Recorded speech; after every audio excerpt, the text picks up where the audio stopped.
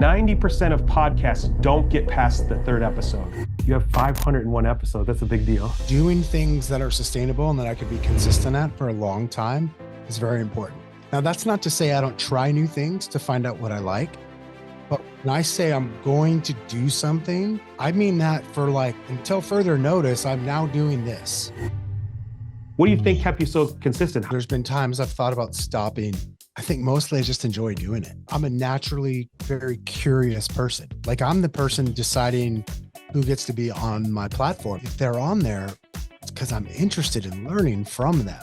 And I'm interested in sharing their story because I've already learned about them. And now I like, other people need to hear this. I still want to learn from people. The day I don't want to do it, the day it feels like a job, the day I'm not getting something from it, I'll stop. I'll just stop one day, but that ain't today. This is episode 24 of the Get Above the Line podcast. And I have a special guest with me today, Kevin Kauffman. All you got to do is look at his Facebook cover photo. It covers most of your accomplishments, right? It definitely shows how much I like myself. There's no doubt about that.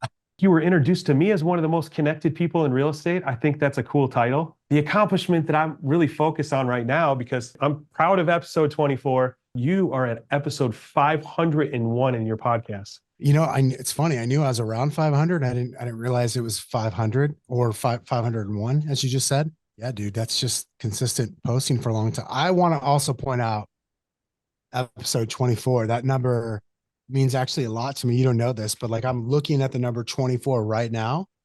It's Kobe Bryant's jersey. Okay. And like the Mamba mentality, got a little Mamba mentality poster board here in my little podcast office. Awesome. And so I love that I'm number 24 because Kobe, I hate saying it. I sound weird saying it like this. He meant a lot to my life. I learned a lot. Grant, I'm a diehard Lakers fan, but I learned a lot about life and business through Kobe and the way he attacked not just basketball, but then his post-basketball life too. And so I love that I'm episode 24, bro. Since you agreed to do this, I've been so excited. I feel like this is taking the podcast to another level. I'm really excited about the 24 thing. That's a big deal. So I did a little research about podcasts, right? I just want to read these to you, and it'll show how impressive 501 is. So they say 90% of podcasts don't get past the third episode. There's 1.8 million people that quit. Out of the 200,000 left, 90% of them will quit after 20 episodes. So I made that. I passed the 20 mark. So I feel good about that. To be in the top 1% of podcasts in the world, you only need to publish 21 episodes. Wow. I want to go back to the first episode. When's the last time you listened to it? Early on, I used to listen a lot because I was trying to learn from myself. Okay. So I was trying to learn, where do I sound stupid? Where can I sound better? As you know, I'm not really worried that much about what other people think of me, but I want to be a good host. Like what I've always wanted is like for someone to say to me after we're done recording, go, dude, that was a lot of fun. You're good at that. That's important to me. And so early on, I listened to a lot. And now what I do, I still go back and listen to episodes because I'll get to be so in the moment with that person that I didn't learn as much as I could. So like I will then go back when it's published and actually just consume it myself. That's awesome. Well, I consumed episode 1 and I got a couple chuckles out of it. It was only 4 minutes long, so it's not a real long listen. So you can get that out of the way real quick. From what I figured out, I think it was October of 2018, the first episode. And you were talking about January 1st of 2019, which kind of confused me because that's how it opened. You were talking about, you were like future pacing January 1st, and you were talking about what you needed to do to prepare how you were going to get your business to the point you wanted it to be January of 2019. It was you and Fred, and it's really cool. I mean, I love the fact that you go back and listen so that you can improve like how people feel when they're on it. I saw something the other day about Pat Ben David was talking about him being on Bill Maher's podcast. They were doing the percentages of talking, right? Because that's the challenge, right? It's like letting the other people talk. Like here I am talking over you. So he said that he was on Bill Maher's podcast and Bill Maher talked 75% of the time. Like they had the percentage, you know? It's the worst, dude. So as a guest, I'm not going to say his name. He's a super well-known realtor. And I was on his podcast about, I don't know, year and a half, maybe either 1 year and a half ago or 2.5 years ago. It's on his podcast. And I was like, God, I felt like he talked 75% of the time. I was like, this is the worst experience I've ever had as a guest. Basically, my hope is always the opposite for my guests. And then I'll tell you too, as a consumer of podcasts, because I like to listen. So I'm not going to get into whether you're a fan of Jordan Peterson or not a fan of Jordan Peterson. I learned from him. I disagree with him on a lot, which is actually why I listen to him, because he has a different viewpoint than I do on a lot of things. And he also makes a lot of great points that I do agree with. But he had one of my very favorite authors, Robert Greene, on his podcast. And so I was so excited. I was like, I'm going to go listen to this. And it was terrible, bro, because Jordan just talked over him the whole time. And I'm like, let your guest, I'm here for your guest, not for you. Right. And it was probably 75-25 in that case too. So, yeah, I don't even know why you brought that up, but I'm glad you did. That's something I think about. I mean, if that's the only thing you focused on was making sure that you were the 25% instead of the 75%, I mean, it's a challenge for me sometimes, but it's different people. You talk to different people, and what I've learned out of 24 episodes is that it's like the different people you get with, some need You it have to carry push. sometimes you have to sort of lob the softball for some guests. So some people they'll show up and they'll be like kind of frozen. They're scared or intimidated, like they're really bright and intelligent people. And then when you say action, they're like and it's Yeah, like, I don't know what to say. And so sometimes I've done that, no doubt, where I've like, oh, okay, they're not like, I've got to warm them up. Like I literally have to speak more right now in this early part and help jog some things for them. So that way right. I can kind of get them to then take the lead from me. Yeah, So yeah, and I think that that's good. there's an art to that. I think. So where do you think you got it? What episode? Like how halfway through your journey, or did you get it early on, or like is that something that is still developing? I'm sure it's still developing and I'm still getting better, but I feel like I was actually pretty good at that from the beginning. Hmm. It's very natural to me because I've always enjoyed learning from people and asking them questions. And so to just do it while something's recording is actually to me, it's no different at all. It's just something's recording right now. So it's Yeah, been very simple for me. I will admit. Now, not that I haven't learned and gotten a lot better. I think I right. have. But that sort of aspect of like being the host that is able to sort of put a spotlight on someone else and then know when I have to like lift the extra weight. That hasn't been that challenging for me. That's really cool. So we were talking a couple weeks ago, you're working on a video studio. How's that coming along? It's done, bro. In fact, when we're done with this, I got a quick phone call and then I'm heading up there to record. Oh, sweet. Dude, Yeah. it looks so good. That's a journey in itself. Like I've been working on this studio for, I mean, well, we moved locations and then we've adjusted, and it's been probably 2 years in the making. So it's like you're constantly working to improve it and make the audio and the video and everything's better. But yeah, I'm excited for you. You guys are gonna crush it in there. Yeah, I'm so pumped for it. Like, I told Chris last week, I was like, I feel like I'm a caged animal right now. I've always recorded video. Like Fred and I started doing video for our business back in 2009, literally. Um, and then I've had the podcast, as you just pointed out, 500 plus episodes.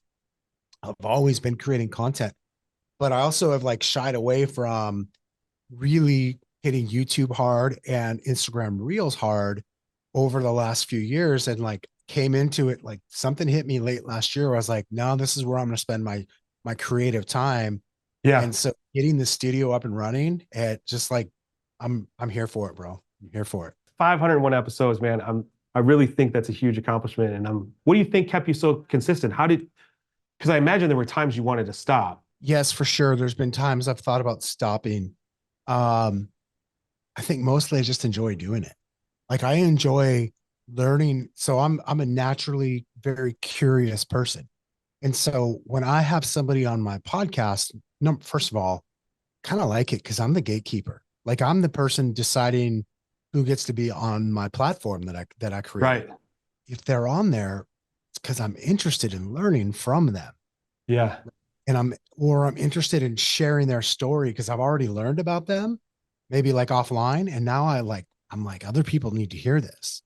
And so I think that's the thing that's kept me into it for 501 episodes now. And I bet there's 10 of them in the can as well, ready to be released over the next couple months, is that I'm interested still. I still want to learn from people.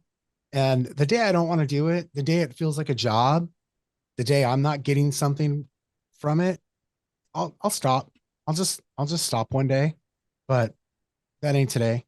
That's really cool. That's really cool. So you're using it to learn yourself, which I think is a really cool perspective for it, right? How do you think that's affected your business? I mean, obviously it does because you're able to open up conversations. What percentage of those conversations are people you knew prior, connected with prior, or people that you're looking to connect with? Yeah, I will use it as an excuse to get to know somebody, even though it's a real estate podcast, like it's literally called Next Level Agents. Yeah. I will still use it as an excuse to get to know somebody who might not be in real estate. If there's lessons we can take that I think are applicable to real estate, I'll do the translation part of like, oh, Bob, you just said this. Hey, real estate agents that are listening, here's how I think this applies to our business, right? So I can Yeah. do that. So I will use it as a way to get to know somebody. I use it as a way to get to know realtors that maybe I'm not in relationship with enough right now, but I want to be. And then also at least 3/4 of them are like people that I know, like you, like they're my friends, Hmm. and I know something about their business that's cool, and I want to highlight it, or I want to learn more from it, or both. Man, I know there's stuff to learn from you, but that was the first thing when I looked at the podcast and I started digging into it. I was like, man, this is one of the big things that it's overlooked, I think, by many. The consistency in that and how much time and effort you've put into that and energy and resources that you to film 501 episodes when most people quit at 3. That's crazy. It's amazing. It's really cool. It's the power of the consistency, though. Like, kind of like I don't want to do something. Fred and I were talking about this yesterday. We're talking to a friend a few days ago who I love dearly and who is very intelligent. Fred and I were talking about the need to do things that are sustainable. Doing things that are sustainable and that I could be consistent at for a long time is very important. Now, that's not to say I don't try new things to find out what I like, Yeah. but when I say I'm going to do something, I mean that for like until further notice, I'm now doing this. If you're not consistent with things, and now listen, you and I see that with realtors in the business. Some of them are peers, some of them are people that join our organizations. That consistency is like the only thing missing from their success. And so I know that consistency is not like unfortunately, it's not as common as it should be. But I always think in terms of like, if I'm going to do something, like I'm gonna keep doing it. Like I'm not gonna tell you I'm doing something unless I'm actually doing it. I go for rucks every morning, for almost every single morning. I go for a walk every day, and usually 4 to 6 of those days, if not 7, I've also got a rucksack on me, and I'm carrying around weight on my in the backpack. It's funny. I put a lot of people that follow me on social. They're like, "Oh, you're so committed now to rucking. I love it." I'm like, actually, I started it a year ago. It was actually a year ago that I started rucking. I just didn't tell you about it till now because I wasn't sure if I was going to like it. And then I decided I liked it, so which meant I was like, okay, I'm now committed to doing this. I'm committed to, if I'm going to walk anyways, I'm going to make it harder on myself by throwing 45 pounds in a backpack. And so that's kind of the way I approach, I think, most things in life. And I don't always do that consciously. But I have realized like that there's no doubt if I'm going to do something I need for it to be sustainable for me. Like I can only burn hot for so long before otherwise I'll get tired and I'll just quit. You make it sound so simple. Well, it is. Right. It can be hard to do, I suppose, some things, but it is very simple. That's the thing, dude. I don't think I'm dumb, but I'm not the smartest guy in the world. I look for things that give me the advantage because I won't quit and because I am consistent. That's why I think, when I think about my real estate sales business, at the end of the day, through 3,500 transactions now, the lead sources are internet leads and referrals, and kind of nothing else matters. And for both of those things, it takes consistency, right? Yeah. referrals because you got to be consistent with the people in your world who are referring you new people to work with. And then internet leads, because you and I both know that if somebody registers on my website, only a percentage or two are going to close a deal in the next 30 to 90, 180 days. The biggest opportunity is actually over the next 12 to 24 months. It's And way out. that's how I built my business, was like, Yeah. I'll just follow up forever. I can play this Yeah. game of attrition. I'm good. When did you start the real estate team? I got licensed in like May of '07. Fred and I officially started working together 16 years ago. It was February of 2008 when he and I officially teamed up. How did that happen? Fred and I, so I know Fred because he's known my wife since like second grade. Literally, Okay. them and a group of friends grew up in the same neighborhood. She introduced us prior to me getting in real estate. He was already licensed. He and I started working together because he needed some help with some short sales and he was leaving the country. And I had just gotten a license. Okay. And fast forward a few months, we were both doing short sales at that point. We were both employing actually his brother as a part-time employee to help us with some of the, I'll call it administrative work that we didn't want to do. And we were both calling banks from home, working on short sales, and it was sucked. And one day we and another friend were sitting around together and we were like, what would it be like if we just sat together in the same office and tried to help each other? That conversation happened in January of 2008. And by February of 2008, we had rented an office and we had hired his brother on full time. And we went at it. We started building. I mean, really, we didn't try to build. We were just trying to survive at that point. Eventually, Right. we started building. I've never had anyone on, like that I mean, now that my wife works in the business, she's like a partner, but she's still not really, like, I imagine you guys, I mean, you had to share everything, the finances, Today, we're 50-50 partners. We didn't start that way because we had both come out of some situations in business where we both felt we were kind of the ones left sort of holding the responsibility bag. Mhm. And so one of the things that we agreed to do was, in fact, what we did is we got in the car one day. We drove to my hometown, Yuma, Arizona, for some great Mexican food. And we talked about every listing that we both had at that point, which I think combined was 12. It's like not a lot of business. And we decided what we would compensate each other on for helping. And we also, so at that time, we basically said, hey, if I brought in the business, I got 80% of the income. If he brought in the business, he got 80%. But our expenses of these two offices, is paying his brother full time, and whatever other expenses we had, we were going to split those 50-50. So Mm. nobody could live off the other person. And then what happened is over time, we started bringing that number close. Like we literally kept changing it. It went 75-25, 70-30, 65-35, 60-40, 55-45. I'm not kidding. Like in over 3-year period, we finally got to 50-50. The thing that we agreed to also is if we generated a piece of business because that we are business together, that was 50-50. But Mm. early on, everything was either my deal or his deal. And the other person was just compensated basically for helping out. It's like a production based Yeah. model, like, which I see, I mean, how many teams fall apart because they're doing the 50-50 right off the bat, and one person's bringing all the business and one person's just catching all the money. So that's interesting that that's the way that started. So now, where's your team now?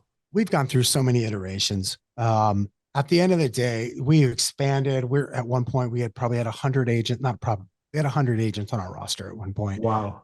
over like 7 states. We're mostly concentrated in Phoenix, Arizona, though. Now we still have a couple agents in Colorado and one part-time agent on the roster in Tennessee. Everyone else is here in the Phoenix area. And we have, call it 15 agents. It's a fairly hands-off business. Fred and I are a little more hands-on this year. And when I say that, I mean, every week I run a sales meeting. Fred and I run a sales meeting together. We run a meeting with the 2 people that are, I'll call it in leadership. So like our director of sales and our director of administration and operations. And then I'm on another Zoom as well once a week for an hour for the team. So I'm probably working 3 to 5 hours, 4 to 5, 4 to 6 hours a week. in regards to the real estate team, and so is Fred. And do a couple hundred units, and it's not the most productive business we've ever had. We're gonna do a couple hundred units. We're not gonna do 500 again. I mean, we've done over 500. That's not really my desire to grow it to that, though. I Hmm. won't prevent, if Joe and Jill, the two leaders on our team, grow it that big, then I'm not going to stop it from Yeah. getting. But we've it's definitely evolved over the years, and I love it. It's awesome. That's awesome. So when I first met you, the way I met you was watching YouTube videos. I did watch the videos of you that you were making with Fred with when you guys left Keller Williams. That was the first introduction, but then reached out, we were talking about eXp. At that time, I feel like you had kind of created this hybrid model of a team to fit into eXp, but then We did create a hybrid, and we've moved back a little bit. We partnered with a company called Place about, I don't know, I think we made the decision about a year and a half ago, actually, but it's been about 13 months, 14 months since we officially launched with them. And with that was like, hey, we got to grow again. We actually have to grow this out agent count for this to really make sense for us. And part of the thing with Place was about having more systems and back end sort of services and support uh, to allow Fred and I to continue to do more of what we really like doing, which is kind of growing our community within eXp while mhm. still maintaining and even growing the real estate sales business. And so, yeah, so we've had a lot of different iterations on our business. Fred and I, the thing that I'm probably most proud of, if you will, isn't necessarily like an accomplishment or an award that we've won. It's that we've always been willing to challenge what we thought was right. We've always been willing to Mm. challenge ourselves on the way we do things. Whether that's the splits that we pay our agents, how we generate our leads, support that we offer, like you name it, we've been willing to challenge ourselves and to force ourselves and then make tough decisions and not just be married to doing things a certain way because that's the way we've always done them. And so it's, we've had a few iterations for sure over the last 16 years. That's really cool. I know that how I see you was not, you didn't try to sell me anything. You didn't even try to recruit me. I called you. Like what you were doing was what most people want to be able to do when it comes to growing an organization or a team. So what do you think the key to that is? Like, I mean, listen, people join people. Like there's different. Here's what I always say. Now I love eXp. I want to be really clear. eXp, the model is the best in the business, in my opinion. I don't think there's a better model. In fact, I'm convinced 100% it's the best model. But that's not enough. The model is not enough for a real estate company because if right. it was, we'd already have 500,000 agents or a million agents, and we don't. It's about the people. It's always about the people. You can copy a model. You can't duplicate the people. Yeah, I can teach you about the model. I mean, I could show you all day why it's better for you. Like the numbers are the number. That's math. That's actually Yeah. not hard at all. Whether or not somebody can see it though, that's a psychological question. And they've got to, someone's got to be able to be open-minded enough about their business and have a desire to grow or to be around a community in order to be able to see it. And Yeah. so, that's, I guess that's my little spiel on that. I'm not sure I actually answered your question, but What you do such a good job of, like, and what I'm guilty of sometimes is like, if somebody asks me about it and then I go in, instead of being like you and being curious, I start giving them the wrong answer to the question that they asked because they weren't asking about the structure of the XP. They were asking about the community, or they were asking about how it would solve a problem for them. And I don't even know what the problem is. And I'm telling them the answer before I'm not even, you know what I mean? we got to find out people's problems. We have Right. to consult with them. One of my friends and mentors, and I know you know him too, is John Cheplack. And John always says, like, dude, the best way to sell or to recruit is you got to give people an experience of what it's like to work with you before they work with you. Because they're asking questions like what's the split? What's the cap? What's the Yeah. what's the rev share plan? What's the stock? that's all stuff they could find easily. Like that's Right. not the real question. That's never the real question. I think that's a challenge for a lot of people. Like that little piece is that they ask you that question and then you throw up all over them what they already could have found on the internet with a simple Google search. Yep. So you say that when you said eXp, the motto, and then you said it was about the people, like maybe give me an example of that, like what the people mean to you or the people you're connected with. I can give you an example before. I'm gonna now I've let you Go talk. for I it. want to say one thing about my experience with eXp is when I went to sign up. So I got a new sign up in the front yard with a blanket over it, and I got all my stickers, signs stickered out, all 80 of them, new stickers on them. And I got all the websites ready to push one button, on each one, get everything switched over. I mean, I'm so organized and so ready to make this transition. And it was supposed to be at 8:30 that we were swapping our licenses. And I got a phone call at like 8:45 from the broker's assistant saying that his power was out. And I mean, I just lost it, completely lost it. But I really believe that that was like the moment that I really learned a lot about eXp and the people at eXp and the phone calls that I got, that I received, and like people actually saying they cared. Just the advice and the things that people left in my voicemail, because I couldn't answer all the calls that I got, from people I didn't know. Your network of people and the things that they said to me on those voicemails, it was like I found my place, right? Just the people's attitudes. They were just so good. Yeah, dude, I think that's a great example. And um, you know, when I say the people or it's I mean the fact that like listen, you and I talk offline way more than we do online, right? If I needed help with something in my business right now, I know I could call you and be like, Bob, help me with this. What's going on? Yeah. Or vice versa, right? I have I couldn't count how many examples I have of people helping other people in our world at eXp. Like I've lost track of it. The relationships that just get built.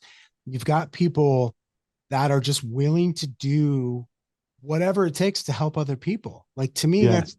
that's important. That's something I look for in life. I think the way eXp is set up, the way our business model is set up to actually encourage that, it just Yeah. kind of puts that on overdrive. And Right. so people plug in. It's just pretty amazing. I think of like our one of our executives, Michael Valdez. Michael worked at another company called Realogy. I guess now it's called Anywhere for 17 years. And then he came to work for eXp about 4 years ago. And every day for probably the first 6 months, somebody said to him, like, this company has changed my life. I'm so glad you're here. This Yeah. company has changed my life. And he was like, I was at this other company, which by the way, it was a great company. He loved his time. He had a great experience at Realogy slash Anywhere. It's like, but never in 17 years did anybody ever say to me, this company changed my life. And every day that I've been in eXp, somebody has said that to me. That's really And cool. like eventually you just start to realize like, wow, like it makes a big impact. Like I'll tell you too, another thing is because of our model, and this is not to go, oh, rev share is amazing, but it is. I dealt with some serious health issues last year, and I pretty much didn't work last year in 2023.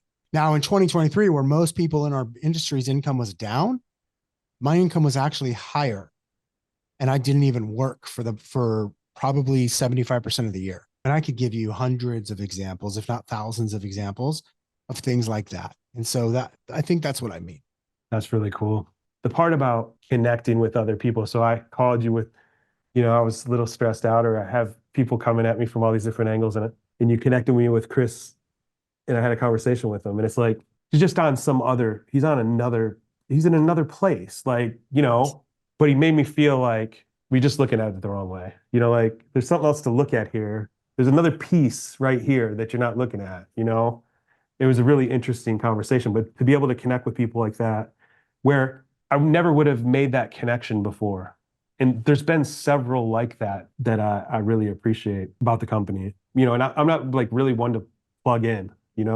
Like that's always been my challenge, like at any company, with referrals or with the social events, I'm kind of the one that hides off to the side, and I don't want to be, I mean, it's just the way I've always been. Last year, our referrals for eXp, just the referrals alone were like, I mean, I think we closed 16 transactions from eXp referrals. It's It might pretty have good. something to do with not a lot of agents here in the area, I guess. I don't know. Maybe we're quick to the draw or whatever it is. But I mean, that's unheard of. I mean, that's without like getting into like a popularity contest. And then the rev share, it exceeds what I pay to be there. So like it's a big deal. I mean, My buddy one Nolly, day, it might be like yours where I make more in a down year than everybody, that I did the year before without working, but I'm not there yet. my buddy Nolly says when people tell him like, oh, I'm good. I'm at 100% company. He's like, why would you settle for 100%? You're cutting yourself short. You're still paying to be there. I feel like a lot of people that haven't seen it need to see it. The thing is, the way people see it is through other people. Like that's the way Yeah. this company grows. It's through relationships with us as agents. No different than like a real estate brokerage's client base. Like I'm talking their buyers and sellers doesn't grow because of the company. It grows because of the agents Yeah. and the relationships that the agents have on the ground. Well, the same thing is true for growing an agent count. It actually grows through agents. That's why some companies will incentivize their top agents to be there and they'll give them stuff like free caps and free offices because what they know is like, I can take a loss on Bob, but if I can then tell people that, hey, listen, the number one guy here is at our office, you should be here too. Like that's actually valuable in the real estate recruiting world, in the brokerage world. And so all And EXP did was flip the script on it and go, we know that. And because of that, as agents, we're just going to give you the opportunity. And instead of like having a multi-layered system where there's like franchise owners and there's like regional people, it's like, no, half the money comes to the company so we can be profitable. Half of the money is going to go to agents to reward you for building the company. yeah. And that's, to me, that's just a better way of doing things. So I guess like when I say that I need to be able to share that, I think it's just a simple adjustment of my messaging, my outward messaging, because I've been putting out a lot of stuff. I've been putting out a lot of content like based Just got on to shoot like, your shot. You got to pardon? shoot your shot more. You got to shoot your shot. You give, dude. You're a giver. You have a lot to give. Like you've accomplished a hell of a lot more than most people ever will in our industry. And you've never been shy about sharing your knowledge, sharing your wins, your losses to help somebody else get to whatever their next level is. The thing that I've learned, and I learned this a lot also from my buddy Chris that we've talked about, is you gotta shoot your shot, man. Like Yeah. jab, jab, jab, jab, right hook. Some people will come to you like you came to me not because I called you up and like, Bob, do you know about eXp Realty? That wasn't it. You called me because I put out something that you saw and you thought was valuable. And then, you checked out some other stuff and then we Right. talked. And I was like, well, dude, how can I help your business? And then eventually I was like, you want to join me at eXp? I should have got you to join sooner, but Right. also it's part of my game that I'm trying to get better at. Right. And Yeah. it's just a matter, like, here's the thing I believe. I believe that our model is the best in the industry. And so if I believe that, then why am I not sharing that with more people? I want that for you. Like I want my friends to experience the things I've experienced because of the company. I wasn't ready when I talked to you the first. I think like I had a bad day the first time I talked to you. Yeah, It I was remember. it was Yep. a bad day. There was something going on. I'm like, but then it wasn't until I had a really bad day that I was ready. Or maybe it was beyond that because it was someone else that was working here that saw it and said, we got to do this, Like, um, but that's what's been going through my head a lot, man. I'm like there. I'm there. Like I know that I'm there. And I know I want to help more people. And I know that it's been great to me. You just got to remember what you have is valuable and people should want to be around you and want to learn from you and want to Yeah. collaborate with you. And as soon as you remember that, it's kind of like there's a guy, there's a guy here locally, a friend of mine, his name's Russell Shaw. And Russell told another friend of mine, like, hey, how good is your listing appointment? Like, what's your consultation or presentation? Is it good? And he was like, yeah. And he goes, bullshit. I know it's not good enough. It's not good. Because if it was good or good enough, you'd be presenting it so much more. He's like, you don't even believe in it yet. That shook his world, man. That shook this guy's world. And he was, Someone, this Russell Shaw said that to somebody, or somebody said it to him. Russell said, so Russell's a legend. Like he's in MREA. He's a Oh, legend okay. in Phoenix. Okay. Everybody knows Russell. It's one of the first guys that ever did like 100 million in volume, like long Okay. time, like 20 years ago.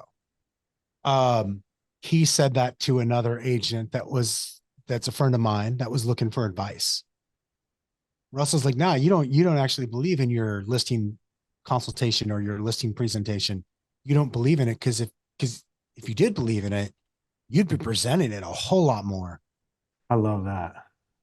I don't even know where to go from there. Like I got to think about that one because I think that that's real and that's awesome. Well, man, I really appreciate your time. I Yeah, really dude. appreciate it. This This has was been awesome. Well, good luck with your studio and thank you for coming on. And I know everybody else is going to appreciate this and hope to see you soon. yeah, dude, my pleasure. Thanks for having me. And yeah, we'll talk again soon. I'm certain of it.